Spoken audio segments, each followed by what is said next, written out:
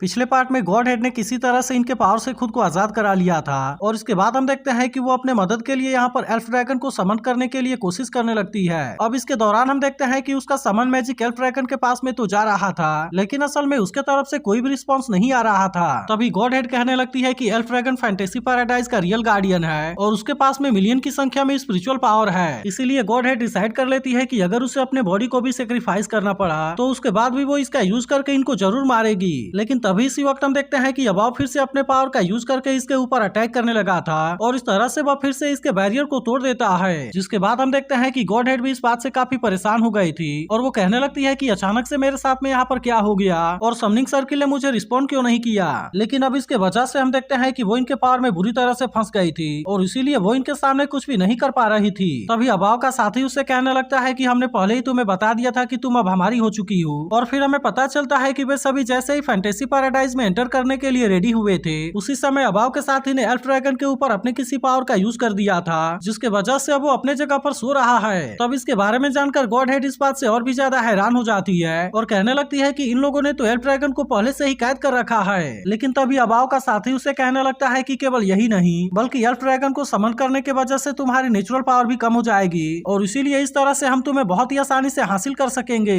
इसके बाद हम देखते हैं कि वे अपने पावर का यूज करके इसे और भी ज्यादा कमजोर करने लगे थे और अब गॉड हेड भी इनके पावर के सामने कुछ नहीं कर पा रही थी। तभी इसी बीच हम देखते हैं कि हाओचन किसी तरह से इसे बचाने के लिए आता है, लेकिन वे दोनों इसके ऊपर अटैक करके इसे बहुत ही आसानी से दूर कर देते हैं। और अबाव का साथी कहता है कि फैंटेसी पैराडाइज में अब जो भी होगा केवल मेरे हिसाब से होगा, लेकिन इसी के साथ वो कहने लगता है कि मेरे होरोस्कोप में जो भी चेंज हुआ केवल इसी के वजह से हुआ और इसीलिए वो हाओचन से पूछता है कि क्या तुम अभी भी मेरे गेम को तोड़ पाओगे। लेकिन हम देखते हैं कि हाओचन भी इनके पावर में बहुत बुरे तरीके से फंस चुका था और इसीलिए वो भी इनके सामने अभी कुछ नहीं कर पा रहा था। तभी अबाव अपने साथी से कहता है कि क्या इसी के वजह से तुम्हारे चार्ट के अंदर चेंज हो रहा था। तब इस पर अबाव का साथी उससे कहता है कि हाँ, आपने इसके बारे में सही सुना, क्योंकि जैसे ही हमने डिविनिटी को हासिल करने के लिए फैंटेसी पैराडाइज के जर्नी को स्टार्ट किया था तब इसके दौरान हमारी सबसे मेन कोशिश थी कि हम किसी भी तरह से गॉड हेड को सामने आने के लिए मजबूर कर दें और इसीलिए मैंने इसके लिए बहुत ही अच्छे से कैलकुलेशन भी किया था। तब इसके बारे में सुनकर अबाव कहने लगता है कि इसके लिए हमें सबसे पहले एल्फ ड्रैगन को नॉकआउट करना था, जिसके बाद हमने डिसाइड किया था कि हम फैंटेसी पैराडाइज के सारे लिविंग क्रिएचर को मार देंगे और उसके बाद हम जैसे ही चारों मेजर टेम्पल को डिस्ट्रॉय करने में कामयाब हो जाएंगे तब उसके बाद गॉड हेड को हमारे सामने आना ही पड़ेगा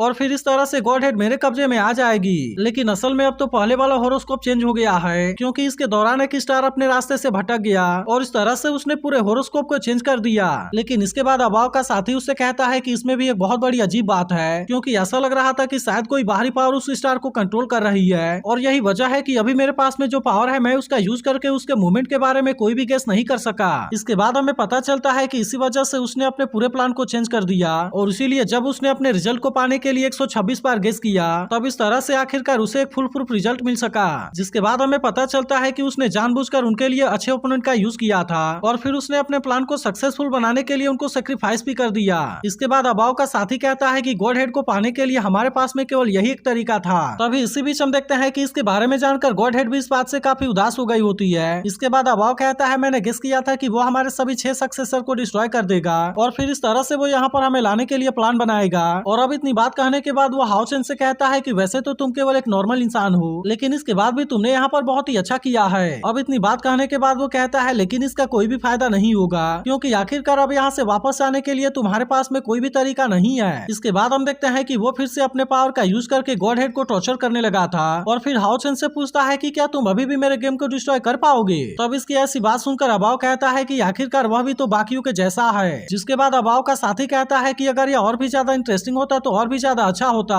अब इतनी बात कहने के बाद वो अबाव से कहता है कि मैंने अपने आखिरी स्टेप को भी कंप्लीट कर दिया है और इसीलिए आप गॉड हेड को हासिल कर सकते हैं। तब इसकी बात सुनकर अबाव कहता है कि यह तो उससे भी आसान है जैसा कि हमने सोचा था और फिर वो गॉड हेड को अपने तरफ खींचते हुए कहता है कि फादर इस बात से बहुत ज्यादा खुश होंगे। अब इस तरह से हम देखते हैं कि वो गॉड हेड को अपने हाथों में ले लेता है और कहने लगता है कि मेरे फादर इसका यूज करके अब गॉड बन जाएंगे। वहीं दूसरी तरफ हम देखते हैं कि डीमन एम्परर भी स्टार डीमन गॉड के साथ में होता है और वो स्टार डीमन गॉड से पूछता है कि वहाँ की सिचुएशन कैसी है। तब इसकी बात सुनकर स्टार डीमन गॉड उससे कहता है कि मैंने तो सारी चीजों को बहुत ही अच्छे से प्लान किया है, लेकिन हम डिविनिटी को हासिल करने में कामयाब हो पाएंगे या नहीं हो पाएंगे अब यह चीज तो पूरी तरह से आपके ऊपर है। जिसके बाद हम देखते हैं कि इसकी ऐसी बात सुनकर डीमन एम्परर भी मुस्कुराने लगा था। वहीं दूसरी तरफ हम देखते हैं कि अबाव ने गॉड हेड के गर्दन को पकड़ लिया होता है, लेकिन तभी अचानक से हमें पता चलता है कि यह तो असल में हाओ चेन है और वो अबाओ से कहता है मुझे शुरुआत से ही पता था कि तुम्हारा सेल्फ स्टैंडर्ड गॉड हेड है और इसीलिए मैंने उसे ऐसे जगह पर छुपा दिया था जहाँ से कि तुम उसे कभी भी ना खोज सको।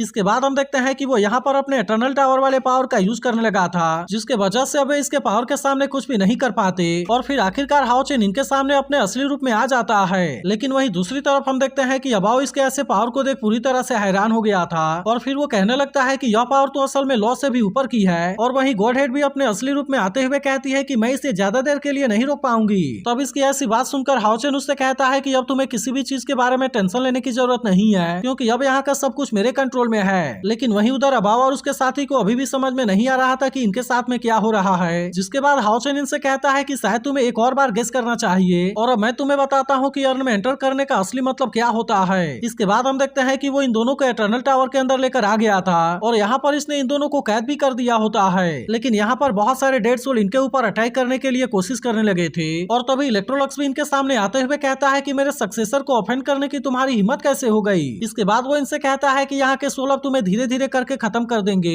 और फिर उसके बाद यहाँ पर तुम हमेशा के लिए सो जाओगे और कभी भी तुम यहाँ से भागने में कामयाब नहीं हो पाओगे। जिसके बाद हम देखते हैं कि इसके बारे में सुनकर अबाओ का साथी इस बात से काफी परेशान हो गया था और फिर वो कहने लगता है कि शायद मैं इसी वजह से हाओ चेन के हॉरोस्कोप को गेस नहीं कर सका और अब ऐसा लगता है कि इतनी मेहनत करने के बाद भी हम यहाँ से किसी भी चीज को हासिल नहीं कर सकेंगे। इसी के साथ वो कहने लगता है कि शायद यही पावर उसे हर समय प्रोटेक्ट कर रही थी और फिर वो हैरान होते हुए कहता है कि यह तो किसी हायर लेवल वाली एग्जिस्टेंस है। लेकिन अब उसे समझ में आ गया था कि वे इलेक्ट्रोलक्स के पावर के सामने कुछ भी नहीं कर पाएंगे और अब इस तरह से वे इसमें बहुत ही बुरे तरीके से फंसे हुए थे। वहीं दूसरी तरफ हम देखते हैं कि गॉड हेड हाओ चेन की इस चालाकी से काफी खुश हो गई थी और फिर वो इसके लिए उसे थैंक यू भी कहती है। तभी सीमा सियान और लिन सिन भी खुश होते हुए कहने लगते हैं कि हमने तो डिमन एम्परर के सक्सेसर को भी हरा दिया और इसीलिए इसका मतलब है कि हमारा लीडर तो सच में बहुत ही ग्रेट है। वहीं दूसरी तरफ हम देखते हैं कि अबाओ और उसका साथी इटर्नल टावर के अंदर कैद होते हैं जहाँ पर कि डेड सोल चारों तरफ से लगातार इनके ऊपर अटैक कर रहे थे और अब इस तरह से यहाँ पर इनकी कंडीशन बहुत ही बुरी होने लगती है। लेकिन हम देखते हैं कि अबाओ का साथी चाहकर भी यहाँ पर कुछ नहीं कर पा रहा था, इसीलिए वो अबाओ से कहने लगता है कि आप इसके लिए मुझे माफ कर देना क्योंकि मुझे ऐसा लगता है कि मैं ही इसके लिए पूरी तरह से जिम्मेदार हूँ और यहाँ पर तो मैं अपने किसी भी एबिलिटी का यूज नहीं कर पा रहा और इसीलिए ऐसा लगता है कि हम इसमें बहुत ही बुरे तरीके से फेल हो गए। लेकिन तभी उसकी ऐसी बात सुनकर अबाओ उससे कहता है कि तुम इसके बारे में बिल्कुल भी चिंता ना करो क्योंकि हो सकता है कि तुम्हारा आखिरी स्टेप खत्म हो गया है, लेकिन मैंने तो अभी केवल अपने पहले स्टेप को शुरू किया है। तो क्या आपको लगता है कि अबाओ किसी तरह से यहाँ से बचकर निकल पाएगा? इसके बारे में कमेंट करके आप एक बार जरूर बताना और अगर आपने इसके पिछले पार्ट को मिस कर दिया हो तो लेफ्ट वाली वीडियो भी जरूर देख लेना।